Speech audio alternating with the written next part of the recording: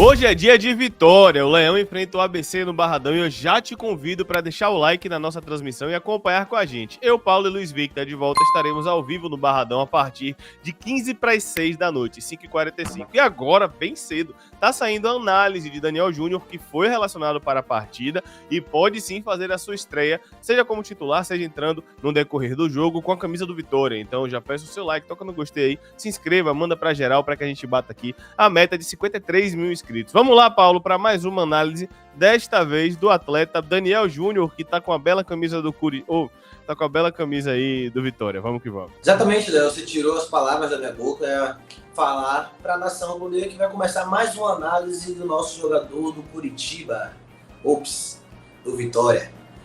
Daniel Júnior, novo meia contratado pelo Vitória, jogador onde o Vitória teve o maior investimento, né, da temporada, o Daniel Júnior. A gente vai entender aqui um pouco das características do jogador.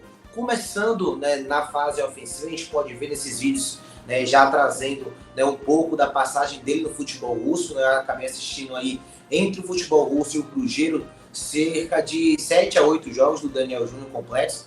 E a gente pode ver algumas características dele. A primeira que a gente vai trazer uma ênfase aqui é que ele é um jogador, né, que joga muito em espaço curto, né, triangulando, aproximando nos corredores, aproximando também ali por dentro do campo. E é algo que se assemelha muito ao que faz o Mateuzinho, né? Então, já trazendo um pouco desse spoiler, ele tem sim algumas características que se assemelham ao Mateuzinho, não somente, né, o pé canhoto, que é o mesmo do Mateuzinho, mas ele é um jogador que o que a gente pode esperar dele com a bola, é um jogador que se movimenta muito nesse entre linhas, entre a primeira, ou melhor, entre a última e a penúltima linha de marcação do adversário, aquela linha de defesa e a linha de meio de campo. Ele consegue flutuar muito entre os blocos para oferecer apoio, para oferecer triangulação.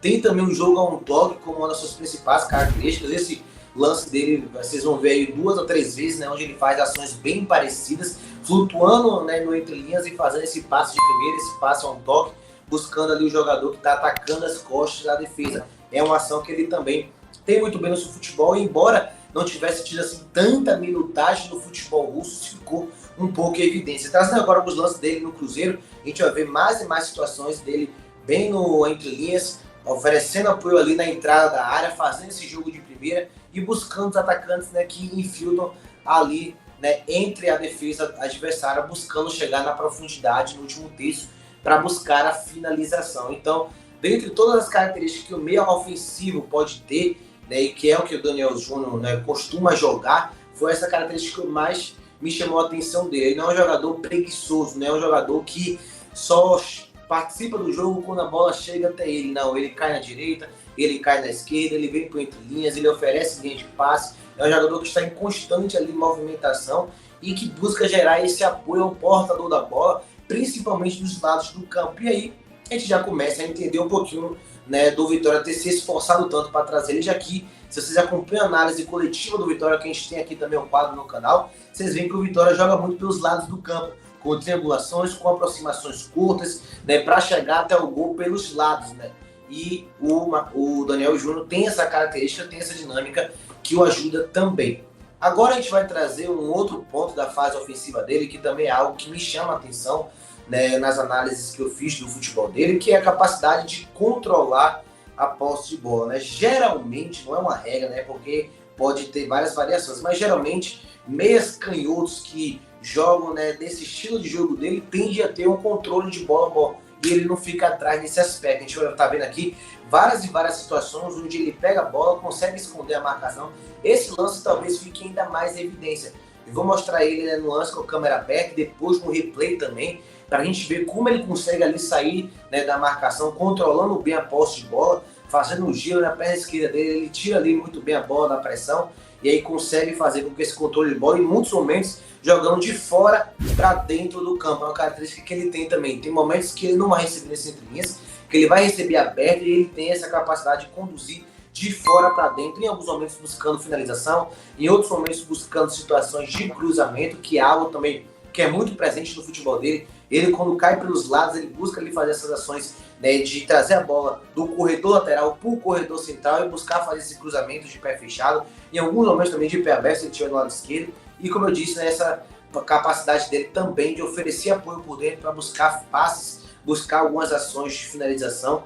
e, mais uma vez, o controle de bola dele que funciona. Esse lance do Cruzeiro fica muito claro, esse gol que ele faz, que ele domina bem o jogador, vem para fechar a linha de passe dele, ele sai ali do opositor, controlando bem a posse de bola para buscar a finalização. Aqui já vamos ver o lance de cruzamentos que eu havia citado nessa análise, ele oferecendo apoio ali no corredor lateral, muito bom também na bola parada, fazendo essa jogada de escanteio curto para fazer essa bola com o pé fechado, com a curva, né, em direção ali à pequena área, e assim ele gerou algumas situações bem perigosas de gol para a sua equipe na Rússia. Agora a gente vai trazer um pouco da fase defensiva dele, que é um dos pontos que mais se questiona, né, a capacidade do Daniel Júnior, que é esse comprometimento dele defensivo, né, podendo observar principalmente, né, o futebol dele russo, que é o futebol, né, mais frequente que a gente pôde ver dele nos últimos meses.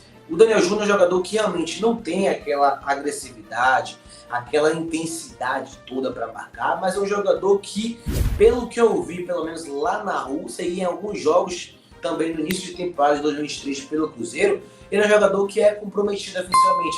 Ele recompõe, ele ajuda na marcação, ele vem ali até o meio para ajudar na pressão em alguns momentos. Como eu disse, não faz isso com tanta agressividade, não faz isso, por exemplo, como o próprio Matheusinho faz. A gente vê que o Matheusinho normalmente está saltando pressão, está voltando, está fazendo dinâmica de fechar o passe no volante para depois saltar no zagueiro, para encurtar a distância e impedir que o zagueiro tenha uma saída de bola mais qualificada. O Daniel Júnior não tem tanta essa intensidade, tanto essa agressividade sem a bola, mas é um meia que ainda assim é comprometido. A gente vai ver alguns momentos ele recompondo, ele voltando um pouquinho mais, né, para ajudar na defesa, impedindo com que o jogador adversário tenha essa bola descoberta para construir o jogo, para conseguir fazer esses passes verticais, esses passes progressivos. Em alguns momentos a gente vai ver ele também ajudando, fazendo esses saltos, como foi esse lance aqui, que ele faz ali um sprinter de 7, 8 metros, consegue recuperar a posse de bola, e aí sofre a falta na jogada, que ele faz um salto para frente, depois recompõe para ajudar na marcação.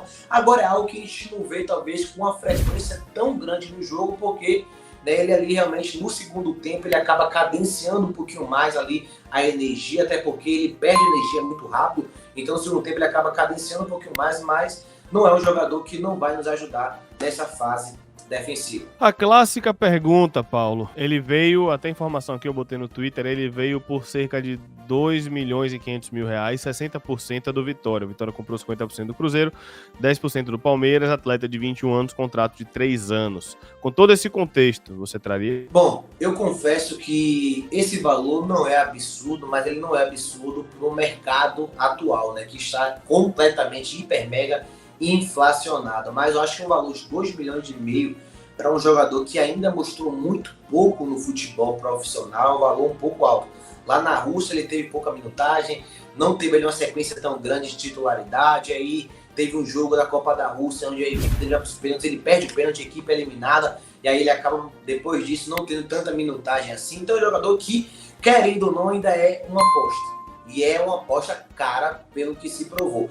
Não é 2,5 milhões um jogador, por exemplo, que estava numa liga, que destruiu na liga e que o Vitória está apostando para o Brasileirão, que também seria uma aposta, mas que já teve um boom assim no profissional. Não é o caso do Daniel Júnior.